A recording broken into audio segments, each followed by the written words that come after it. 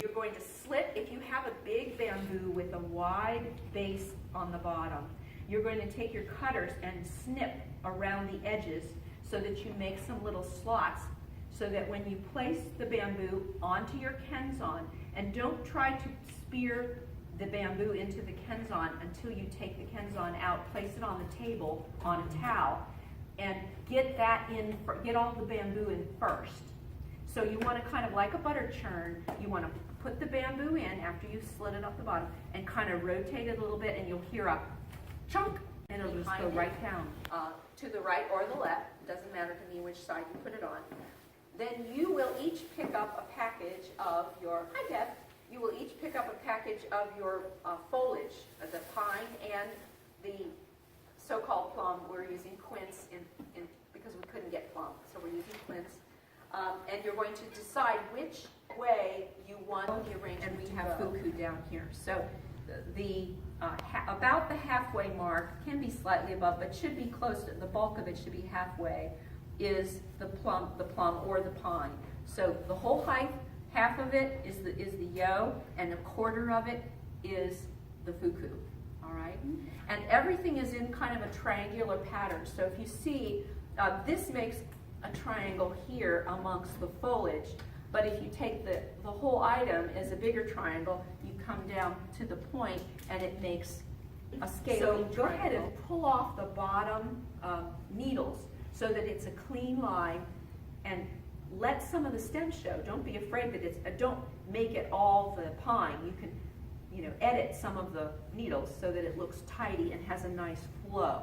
You never want to touch the edge of the container. You never want the pine to be in the water, okay? Same with the branches. You don't want the flowers, although I have to say, we had some people who had little flowers down at the bottom, and we just left them because they'll bloom and they'll look pretty.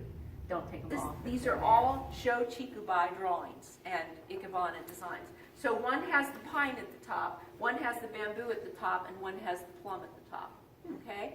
So they're all groupings, in little groupings. 2 items are usually on one side, 1 item is focal on the other side. You choose which item that is. You can make all your plum, your quince, and your pine go to the front. New Year, when they have the New Year animal. This is the year of the dog, and I still have to get my little dog out yet. Then. So, but the Japanese always perfect everything. At least I think they do. So, so hence Sho Chiku Bai in the back of all of the New Year's animals for winter. And then I collected these cards.